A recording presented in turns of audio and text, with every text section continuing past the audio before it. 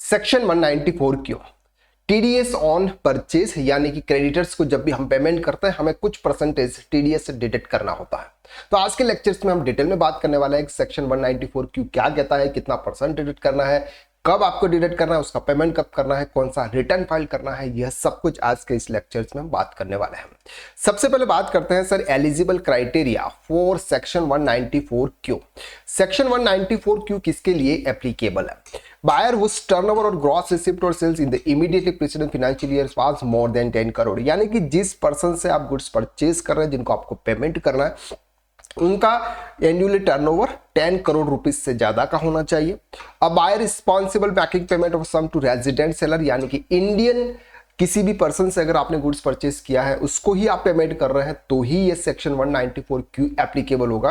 Foreigner के लिए applicable नहीं है, यानी कि अगर आप कोई गुड्स इंपोर्ट कर रहे हो तो ऐसे केसेस में 194 क्यों एप्लीकेबल नहीं होगा।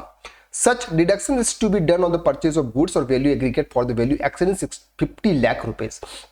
ये जो 10 करोड़ रुपीस की जो वैल्यू है, ये वैल्यू है कि सामने वाला यानी कि जिस पर्सन से हम गुड्स परचेज कर रहे हैं उसका एनुअल टर्नओवर 10 करोड़ रुपीस से ज्यादा होना चाहिए और हम उस पर्सन से 50 लाख रुपीस से ज्यादा का एक साल के अंदर परचेज किया होना चाहिए। इससे ज्यादा अगर परचेज है तो ही आपको सेक्शन 194 क्यू में आपको टीडीएस डिडक्ट करना है। ठीक है, रेट ऑफ टीडीएस कितना है? टेस्ट to be deducted source 0.1% of the amount exceeding 50 lakh, यानी कि फॉर एग्जांपल किसी पर्सन से आपने 51 लाख रुपीस का गुड्स परचेज किया, 51 लाख रुपीस का गुड्स परचेज किया आपने, 50 लाख रुपीस से वन जितना भी है उस पर आपको 0.1% के हिसाब से आपको टीडीएस डिडक्ट करना है। Calculation of TDS, purchase above 50 lakh in the financial year from seller, TDS to be deducted after deductions rupees 50 lakh from the total value of purchase, 50 lakh minus करने के बाद जो भी फिगर आएगा उस पर आपको TDS डिडक्ट करना है।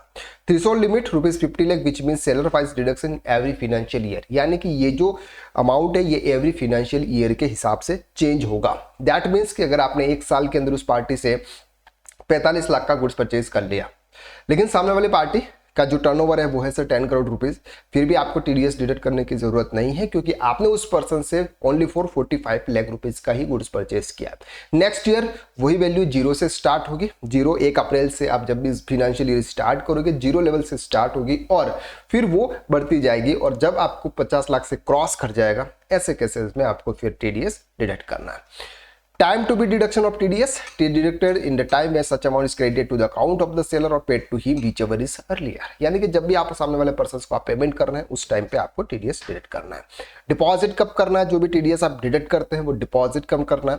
TDS is to be deposited on or before 7th day of the month of following the month of the tax deducted, यानी कि फॉर एग्जांपल अगर आपने जनवरी में TDS डिडक्ट किया तो 7 फेब से पहले आपको टीडीएस का पेमेंट कर देना है, जो कि दूसरे जो नॉर्म्स है टीडीएस जिसका अदर का टीडीएस जैसे डिडक्ट करते हो और पेमेंट करते हो सेम यहाँ पर भी फॉलो है। टीडीएस कौन सा रिटर्न कौन सा फाइल करना है? 26 क्यू रिटर्न आपको इसके लिए फाइल करना होगा। तो जो सेक्शन 194 क्यू है ये है सर जब आप कोई गुड्स परचेज करते हैं, आप क्रेडिटर्स को आप पेमेंट करते हैं, ऐसे केसेस में आपको टीडीएस डिडक्ट करना है।